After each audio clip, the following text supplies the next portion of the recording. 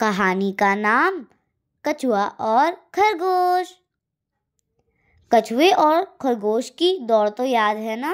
उस दौड़ के बाद जानवरों के पूरे राज्य में सभी कछुए और खरगोश के बारे में चर्चा करने लगे।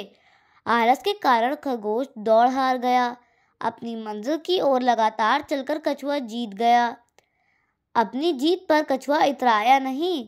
अपनी हार पर खरगोश ने भी खुद को अपमानित महसूस नहीं किया, न ही उसे कछुए के प्रति जलन हुई। कुछ दिनों बाद उस जंगल के राजा को पड़ोसी जंगल के राजा के साथ जरूरी काम पड़ा। उनकी बातचीत तुरंत होनी जरूरी थी, लेकिन बहुत सारे कार्यों में उलझे होने के कारण राजा के लिए पड़ोसी राज्य जाना संभव नहीं था। अतः राजा ने खरगोश और कछुए को बुलाया और कहा, तुम दोनों में से किसी एक को पड़ोसी राज्य जाना पड़ेगा। मेरा संदेश उन्हें देकर उनका जवाब लेकर एक दिन के अंदर वापस आना होगा।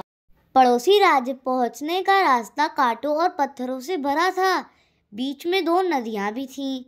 कछुए और खरगोश दोनों के लिए रास्ता आसानी से तय करना मुश्किल था। दोनों ने मिलकर एक योजना बनाई। अगले दिन तड़के दोनों तैयार हो गए। राजा का संदेश लेकर दोनों साथ निकल पड़े।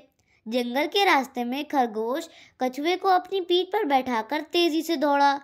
रास्ते में जब नदी आई तब कछुए ने खरगोश को अपनी पीठ पर बैठाकर नदी पार कराई।